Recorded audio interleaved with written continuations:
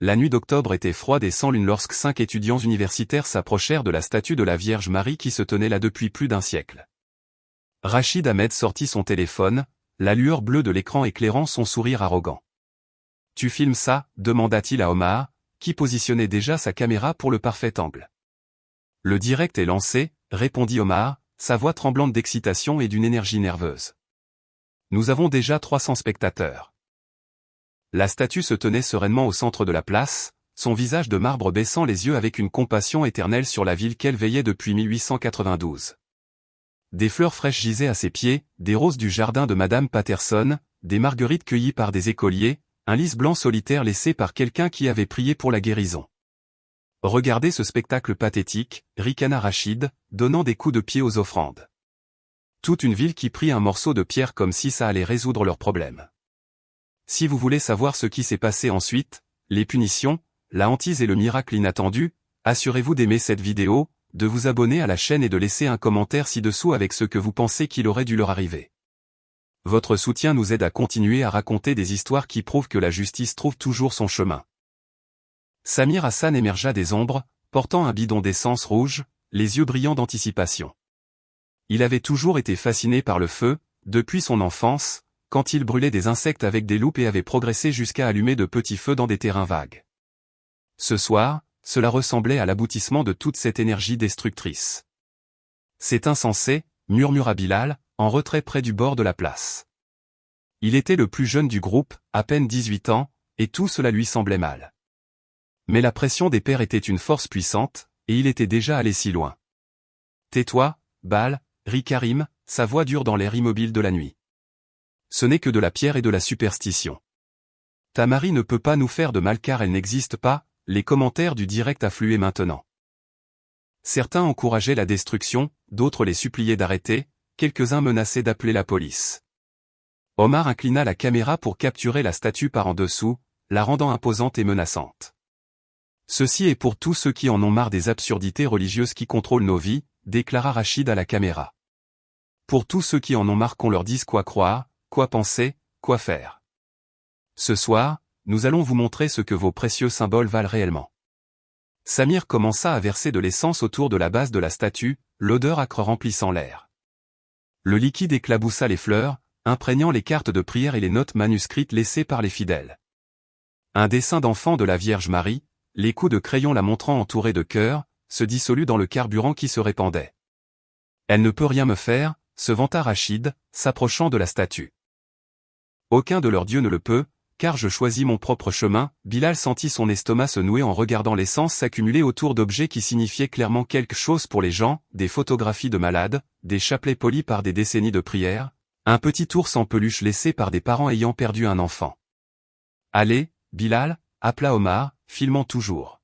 « Dis quelque chose pour la caméra. Dis-leur ce que tu penses de leur déesse de pierre. » Bilal s'approcha à contre-cœur, les mains tremblantes alors qu'il ramassait une couronne de fleurs que quelqu'un avait laissée au pied de la statue. Elle était magnifique, des roses blanches tressées avec du gypsophile, clairement faites avec amour et vénération. Commença-t-il, puis regarda le visage expectant de Rachid, le téléphone d'Omar qui filmait, le nombre de spectateurs grimpant au-delà de 800. Je pense que les gens doivent grandir et arrêter de croire aux contes de fées. Il jeta la couronne dans l'essence, la regardant tomber avec un éclaboussement qui imbiba les pétales délicats. Karim s'avança, enhardi par l'énergie du groupe. « Ta Marie n'est rien d'autre que de la pierre », cria-t-il à la statue, sa voix résonnant sur les bâtiments environnants. De la pierre, des mensonges et un faux espoir pour les esprits faibles. Pendant un instant, sous la lumière crue du téléphone, les yeux de marbre de la statue semblèrent scintiller d'humidité. Mais ce n'était que des ombres et de l'imagination, n'est-ce pas? Samir sortit son briquet, un truc en plastique bon marché qu'il avait acheté dans une station-service. La flamme dansa dans l'obscurité, petite et innocente, malgré ce qu'elle était sur le point de déchaîner. « Attendez », dit soudain Bilal. « Et si quelqu'un voit le feu? Et si? Et si rien ?» claqua Rachid. « Fais-le, Samir. Allume-le. » La flamme toucha l'essence. Le feu éclata avec un rugissement qui les fit tous trébucher en arrière. Des flammes oranges grimpèrent le long de la base de la statue, consumant les offrandes en quelques secondes. La couronne de fleurs que Bilal avait jetée s'embrasa d'une lumière brillante avant de s'effondrer en cendres. Les cartes de prière se courbèrent et noircirent. Les photographies d'êtres chers disparurent en quelques secondes. Ils rirent, tous, même Bilal, à mesure que les flammes montaient. Le rire faisait du bien, se sentait libérateur, se sentait comme le pouvoir. Omar continua de filmer, la caméra tremblant de sa gaieté tandis qu'il capturait leurs visages illuminés par le feu qu'ils avaient créé. Mais à mesure que les flammes montaient, léchant les robes de marbre de la statue, quelque chose d'impossible se produisit. Par-dessus le crépitement du feu et leurs propres rires hystériques, ils entendirent un autre son, d'abord doux, puis devenant plus clair, des sanglots. Pas des pleurs humains, mais quelque chose de plus profond, de plus profond. Le son d'une douleur qui avait été témoin des cruautés de l'humanité pendant des millénaires, le chagrin d'une mère regardant ses enfants se détruire. Il semblait venir de partout et de nulle part, des flammes, de la statue, des pierres même de la place. « Tu entends ça » murmura Bilal, son rire s'éteignant dans sa gorge. « Entendre quoi » demanda Rachid, mais sa voix était moins certaine maintenant. « Juste le feu » dit Samir, mais il recula des flammes. « Juste des choses qui brûlent. » Les pleurs devinrent plus forts, plus plaintifs, et pendant un moment terrifiant, les lèvres de marbre de la statue semblèrent bouger. Non pas parler, juste trembler d'une tristesse infinie alors que les flammes noircissaient ses robes et fissuraient son visage. « Nous devrions y aller » dit Bilal, la panique s'insinuant dans sa voix. Nous devrions y aller maintenant. Mais Omar filmait toujours, hypnotisé par la destruction. C'est incroyable, souffla-t-il. Regardez ces flammes. Regardez cette pierre se fissurer. Nous faisons l'histoire ici. Le nombre de spectateurs avait atteint 2000. Les commentaires affluaient, trop vite pour être lus. Mais Omar ne regardait plus l'écran. Il fixait la statue où le marbre semblait se déplacer, changer comme si le feu révélait quelque chose qui avait toujours été caché sous la pierre. « Elle ne peut rien me faire » répéta Rachid, mais sa voix se brisa sur les mots. « Ce n'est que de la roche. Juste de la roche morte. » Un morceau du visage de la statue tomba, révélant non pas la pierre intérieure qu'ils attendaient, mais quelque chose qui semblait presque organique, comme si le marbre avait été enveloppé autour de quelque chose de vivant, quelque chose qui était maintenant exposé par les flammes. « Jésus-Christ » murmura Karim, puis il rit nerveusement de ses propres mots. « Je veux dire, pas Jésus. » Évidemment, il n'y a personne pour la sauver. Mais les pleurs continuèrent, et maintenant ils pouvaient tous les entendre clairement, un son si plein de chagrin qu'il leur faisait mal aux os. Le feu commença à s'éteindre à mesure qu'ils consommaient le reste de l'essence. Mais le son persista, résonnant sur les bâtiments et semblant les suivre alors qu'ils finirent, enfin, par se retourner et courir. Derrière eux, la statue brûla toute la nuit, et les pleurs ne cessèrent jamais. Omar n'éteignit le direct que lorsqu'ils furent à 6 pâtés de maison, les mains tremblantes alors qu'il terminait la diffusion qui avait été vue par plus de 5000 personnes. La dernière image capturée fut la statue silhouettée contre les flammes, son visage endommagé réussissant encore d'une manière ou d'une autre à véhiculer une tristesse infinie alors qu'elle regardait ses enfants fuir dans l'obscurité. Aucun d'eux ne regarda en arrière. Aucun d'eux ne voulait voir ce qu'ils avaient vraiment fait. Mais ils l'apprendraient assez vite. 3 jours après l'incendie, la vie semblait reprendre son cours normal pour les 5 étudiants. La vidéo était devenue virale, partagée sur les plateformes de médias sociaux avec des hashtags comme religionisdea et fake god. La plupart des commentaires étaient favorables à leur acte courageux, les qualifiant de héros pour avoir résisté à l'oppression religieuse. Rachid Ahmed se prélassait sous les projecteurs depuis sa chambre universitaire de Millbrook University. À 21 ans, il était le leader naturel de leur groupe, charismatique, confiant, toujours prêt à repousser les limites que d'autres craignaient de franchir. Il venait d'une famille d'universitaires, ses parents, tous 2 professeurs, l'avaient élevé à tout remettre en question et à ne s'incliner devant rien.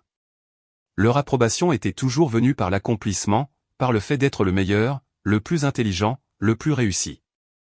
Brûler la statue lui semblait l'ultime accomplissement, la preuve qu'il était au-dessus des superstitions qui retenaient les autres. « Regardez ces chiffres » dit-il à son colocataire, faisant défiler les analyses de la vidéo. Des milliers de vues et ça monte. Nous sommes célèbres sur Internet. Son téléphone vibrait constamment avec des demandes d'interviews de podcasteurs et de blogueurs qui voulaient discuter de leur acte de libération. Rachid programma 3 apparitions pour la semaine suivante, élaborant déjà le récit dans son esprit, 5 étudiants courageux s'opposant à la tyrannie religieuse, montrant au monde que les symboles sacrés n'avaient aucun pouvoir réel. Omar Khalil éditait les images dans son appartement, ajoutant de la musique dramatique et des effets de ralenti pour accentuer l'impact. À 19 ans, il était le documentariste officieux du groupe, toujours en train de filmer, toujours à la recherche du plan parfait qui le rendrait célèbre. Son compte Instagram avait gagné 10 000 abonnés en une nuit, et des marques le contactaient déjà pour des accords de sponsoring. Ce n'est que le début, dit-il à sa petite amie lors d'un appel vidéo. Après que cela devienne totalement viral, j'aurai la plateforme pour faire un vrai changement. Peut-être entrer à l'école de cinéma, peut-être créer ma propre entreprise médiatique. Il avait grandi dans la classe moyenne et était resté invisible, le genre d'enfant que les professeurs oubliaient et que les camarades ignoraient. La caméra était devenue son super pouvoir, sa manière de compter dans un monde qui semblait déterminé à l'oublier. La vidéo de la Vierge Marie était son chef-d'œuvre, le contenu qui ferait enfin en sorte que les gens prêtent attention. Bilal Nazir ne pouvait pas dormir. À 18 ans, il était le plus jeune et le plus tourmenté du groupe, un étudiant de première année désespéré de s'intégrer aux étudiants plus âgés et populaires qu'il avait d'une manière ou d'une autre remarqué. Ses parents avaient immigré quand il avait 5 ans, travaillant des doubles quarts pour payer son éducation, sacrifiant tout pour que leur fils puisse avoir des opportunités qu'il n'avait jamais eues. Il l'appelait chaque soir pour lui poser des questions sur ses cours, ses amis, sa foi. Il mentait sur les trois. J'ai vu une vidéo sur Internet, dit sa mère lors de leur appel de mardi. Des étudiants brûlant des objets religieux. Promets-moi que tu resteras loin de ce genre de personnes, bêta. Promets-moi de te souvenir de qui tu es. Je promets, maman, mentit-il, les mots ayant un goût de cendre dans sa bouche. La couronne de fleurs hantait ses rêves, la façon dont elle avait l'air, si soigneusement faite, si pleine d'amour avant qu'il ne la jette dans l'essence. Quelqu'un avait passé du temps à la créer, avait prié dessus, l'avait laissée en offrande, et il l'avait détruite pour l'approbation de personnes qui ne se souciaient pas vraiment de lui. Samir Hassan était dans son élément. À 20 ans, il avait déjà été suspendu 2 fois pour avoir allumé de petits feux sur le campus. Des expériences, les appelait-il. L'université avait exigé des séances de thérapie, mais Samir avait appris à dire au thérapeute ce qu'il voulait entendre tout en nourrissant son obsession en privé. Le feu était pur, croyait-il. Il ne mentait pas, ne prétendait pas, ne faisait pas de fausses promesses. Il consumait simplement, transformait, révélait la vérité. La statue de la Vierge Marie avait été un sujet parfait. Des siècles de foi et de superstition accumulés brûlés en quelques minutes, révélant le vide creux sous toute croyance religieuse. Il gardait le bidon d'essence vide dans son placard comme un trophée, le sortant parfois pour sentir les vapeurs persistantes. Le souvenir de ces flammes grimpant le marbre faisait s'emballer son cœur d'excitation et de quelque chose de plus profond, quelque chose qui se ressentait presque sexuel dans son intensité. Karim Okafor était le philosophe du groupe, même s'il aurait grincé des dents à cette description. À 22 ans, il était un étudiant de dernière année en sociologie avec une mineure en études religieuses, non pas parce qu'il croyait, mais parce qu'il voulait comprendre les mécanismes psychologiques qui faisaient que les gens s'accrochaient à des illusions évidentes. Ses parents étaient de fervents musulmans qu'il avait reniés lorsqu'il s'était déclaré athée à 17 ans. Ce rejet avait endurci quelque chose dans son cœur, transformant la blessure en colère, la colère en mépris pour toutes les formes de foi. Chrétiens, musulmans, juifs, hindous, tous étaient également pathétiques à ses yeux, tous également dignes de voir leurs illusions brisées. La Vierge Marie représente le fantasme patriarcal ultime, écrivait-il dans son article de blog sur l'incendie, la femme parfaite, silencieuse, soumise et virginale. En détruisant son image, nous avons porté un coup contre des milliers d'années d'oppression féminine déguisée en dévotion religieuse. L'article fut largement partagé dans les cercles universitaires, lui valant les éloges de professeurs et de pairs qui voyaient la destruction de la statue comme une forme légitime de commentaire social. Karim savourait chaque j'aime, chaque commentaire, chaque retweet qui validait sa vision du monde. Pendant 3 jours, ils furent des héros dans leur propre récit. Ils avaient porté un coup contre la superstition, fait une déclaration sur la libre pensée, créé un contenu qui définirait la relation de leur génération avec la religion organisée. Mais le 4e jour, la Vierge Marie commença à leur répondre. Cela commença par des murmures. Rachid les entendit pour la première fois le jeudi soir alors qu'il était au lit, faisant défiler les commentaires sur leur vidéo virale. Au début, il pensa que c'était son colocataire qui parlait dans son sommeil, ou peut-être des voix de l'appartement voisin qui traversaient les minces murs. Mais les murmures venaient de l'intérieur de sa chambre, doux, féminin, parlant une langue qu'il ne pouvait pas identifier. Pas l'arabe, pas l'anglais, quelque chose de plus ancien, quelque chose qui lui donnait des frissons de reconnaissance sans en comprendre un seul mot.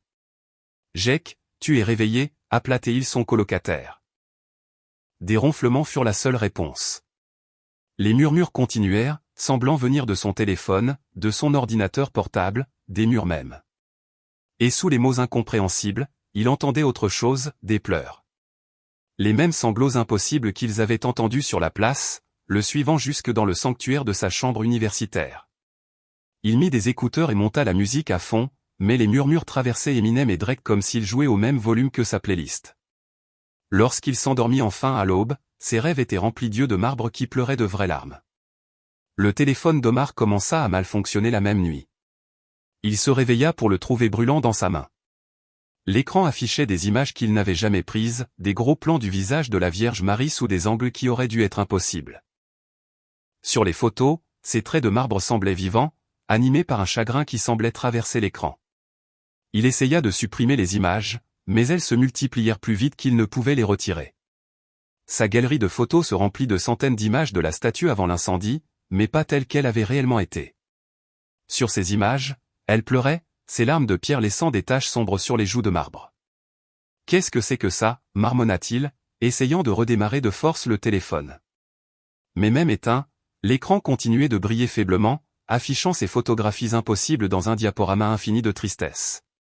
Quand il réussit enfin à faire fonctionner le téléphone normalement le lendemain matin, ses abonnés posaient des questions sur les photos artistiques qu'il aurait postées à 3 heures du matin. Mais Omar n'avait aucun souvenir d'avoir posté quoi que ce soit. Et quand il vérifia son Instagram, les images n'y étaient pas, du moins pas pour lui.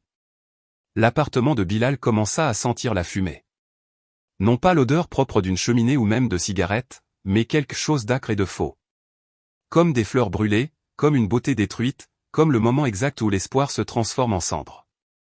Il vérifia chaque pièce, chaque prise électrique, chaque source possible.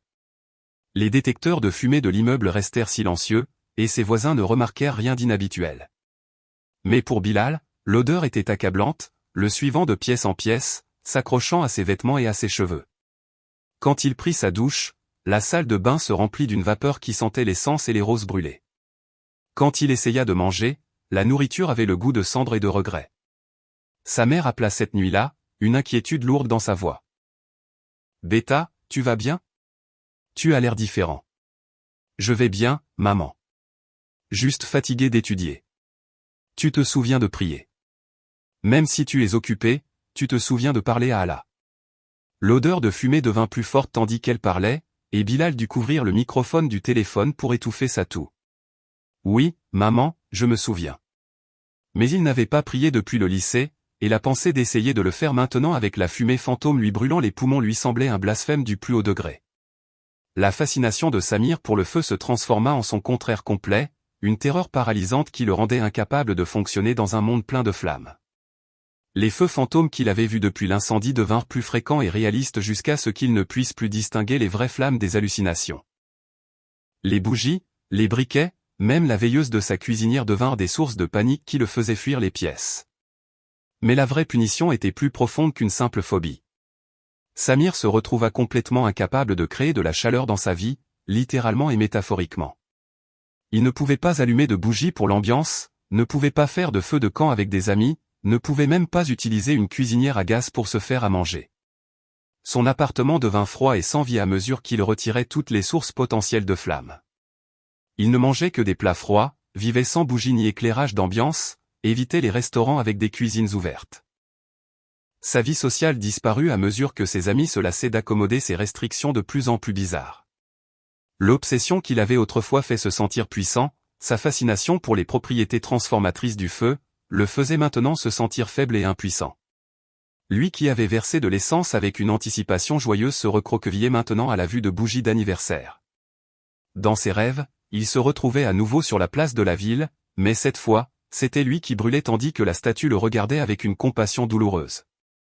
Il se réveillait en hurlant, couvert de sueur, incapable d'échapper à la terreur des flammes qui n'existaient que dans son esprit, mais qu'il ressentait comme complètement réelle. La punition de Karim était auditive. Le son constant de la pierre qui se fissurait le suivait partout, devenant plus fort et plus insistant chaque jour. Au début, c'était suffisamment subtil pour qu'il puisse presque l'ignorer. Mais le son grandit jusqu'à submerger sa capacité à se concentrer, à étudier ou à interagir avec le monde qui l'entourait. Les cours devinrent impossibles à suivre par-dessus le craquement de la pierre invisible qui se fracturait. Les interactions sociales étaient tendues car il sursautait constamment à des sons que seul lui pouvait entendre. Le tribut psychologique était énorme. Le jeune homme confiant qui avait crié « Tamari n'est rien d'autre que de la pierre », se retrouva réduit à une épave nerveuse, qui sursautait à chaque son réel, convaincu que c'était une preuve supplémentaire de fissuration, de rupture, de chute. Son travail universitaire en pâtit car il devenait incapable de se concentrer sur la lecture ou l'écriture. Ses relations s'effondrèrent à mesure qu'il devenait de plus en plus paranoïaque et isolé. Ses articles de blog devinrent erratiques et craintifs, loin des déclarations philosophiques confiantes qui lui avaient autrefois valu des éloges. Les sons de rupture semblaient émaner de l'intérieur de son propre crâne, comme si sa certitude sur le monde se fracturait littéralement, pièce par pièce. La vision du monde matérialiste rationnel qu'il avait autrefois fait se sentir supérieur aux croyants se fracturait sous le poids d'expériences qu'il ne pouvait ni expliquer ni écarter. Le sommeil devint impossible à mesure que les sons devenaient plus forts la nuit. Il restait éveillé à écouter la pierre se briser quelque part dans l'obscurité, sachant que l'aube n'apporterait aucun soulagement aux hallucinations auditives qui avaient envahi sa vie. Dans ces moments les plus terrifiés, il se demanda si les sons représentaient sa propre foi, non pas la foi religieuse, mais la foi en sa capacité à comprendre le monde se brisant lentement, inexorablement. 2 mois après l'incendie, tous les 5 restaient physiquement indemnes mais psychologiquement brisés. Ils se réunirent dans la chambre de Rachid, un groupe de jeunes hommes qui s'étaient autrefois sentis invincibles, réduits maintenant à des ombres nerveuses d'eux-mêmes. Rachid parlait à voix basse, sa voix autrefois autoritaire réduite à des murmures à peine audibles chaque fois qu'il essayait de discuter de leur célébrité virale.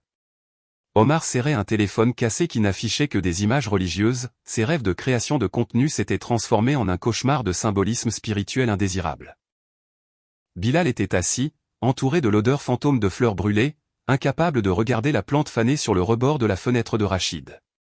Samir sursautait à chaque clignotement des lumières du plafond de la pièce, son ancienne obsession du feu s'était transformée en une peur paralysante. Karim se couvrait les oreilles périodiquement, essayant de bloquer le son de la pierre qui se fissurait que seul lui pouvait entendre.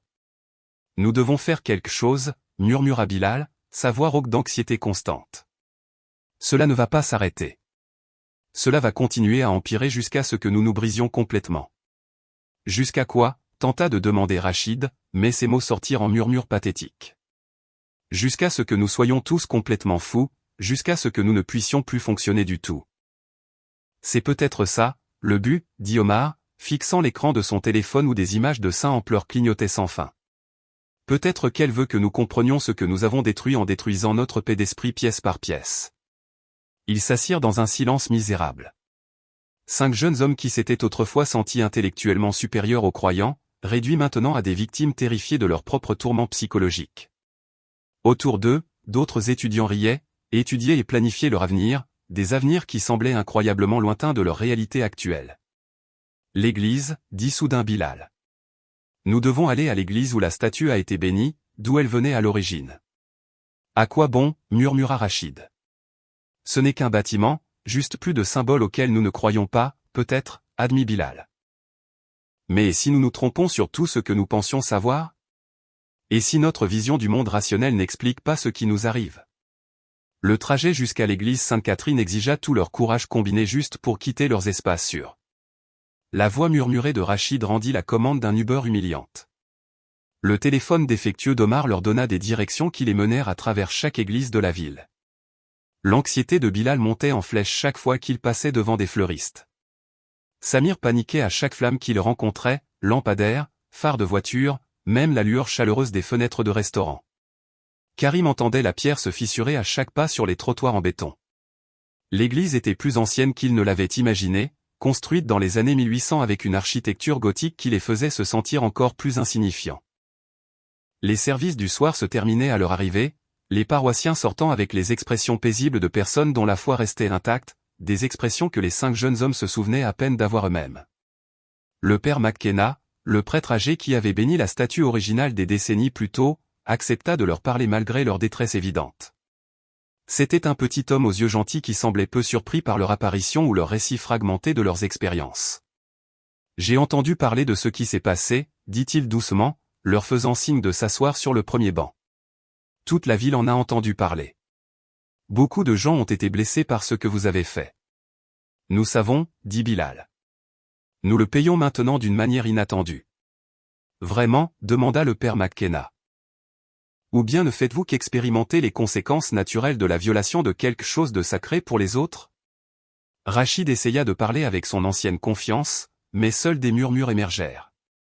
Naturel? Vous pensez que ce qui nous arrive a des explications naturelles?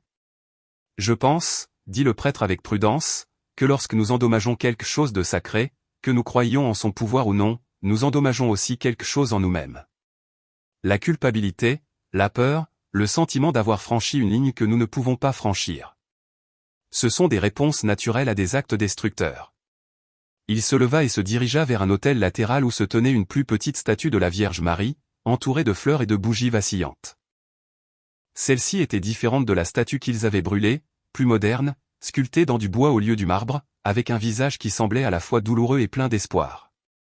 La statue que vous avez détruite avait été bénie par 3 évêques différents au cours de son siècle d'existence, expliqua le père McKenna.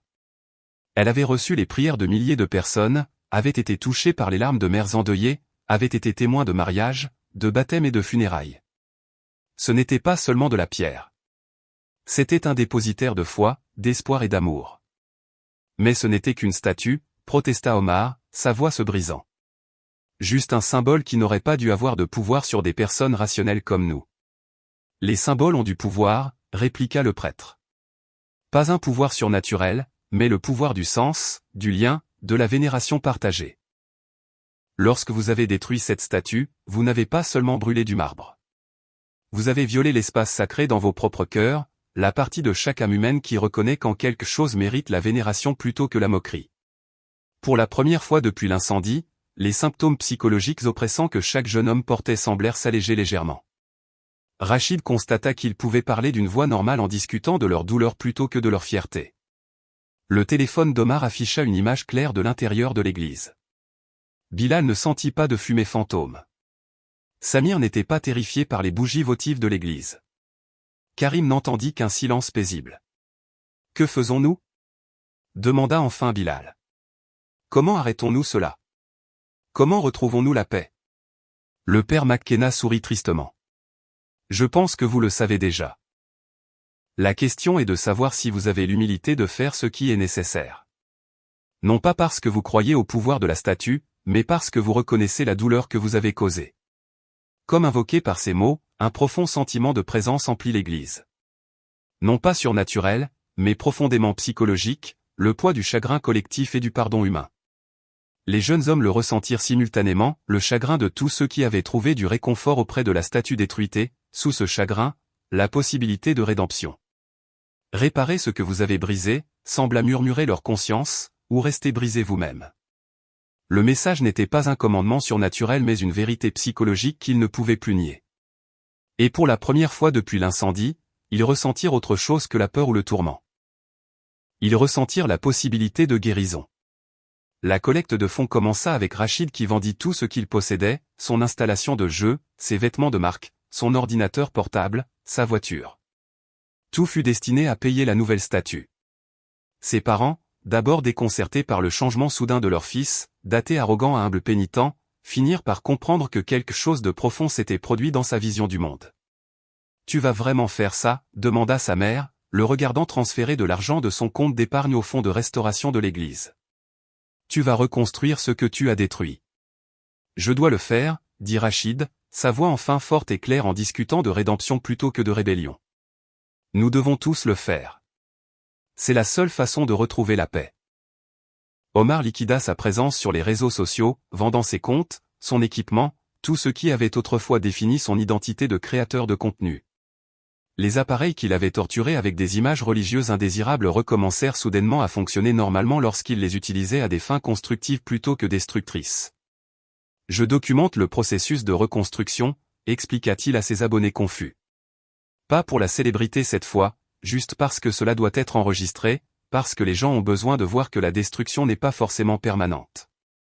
Bilal se jeta à corps perdu dans l'apprentissage de l'horticulture et de l'arrangement floral, passant chaque moment libre à étudier l'art de créer la beauté au lieu de la détruire.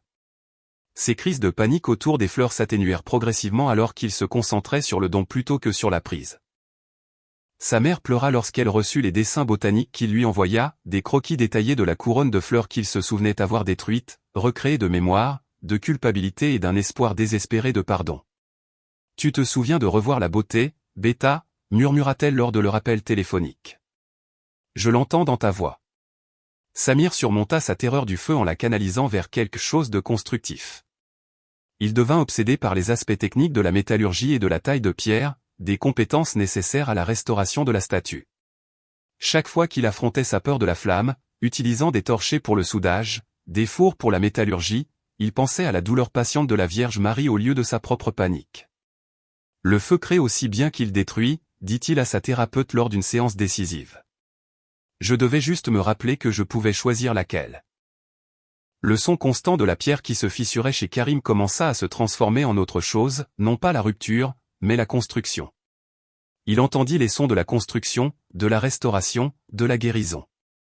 Son blog, qui avait autrefois moqué la foi, devint une exploration réfléchie de la manière dont les personnes rationnelles pouvaient trouver un sens dans les actes de vénération. Je me suis trompé sur la faiblesse et la force, écrivit-il dans son dernier article sur l'expérience. Il faut plus de courage pour construire quelque chose de beau que pour le démolir. Plus de force pour servir quelque chose de plus grand que soi que pour se moquer de ce que d'autres trouvent sacré. La réaction de la communauté les surprit tous. Au lieu du rejet et de la colère, ils trouvèrent une acceptation prudente et même un soutien. Les personnes qui avaient été blessées par la destruction de la statue furent touchées par la transformation évidente et le remords sincère des jeunes hommes. Madame Patterson, dont les roses avaient été plantées autour de la statue originale, proposa de concevoir le jardin de la nouvelle. Le pardon ne consiste pas à oublier, leur dit-elle. C'est choisir d'aider quelqu'un à devenir meilleur qu'il n'était.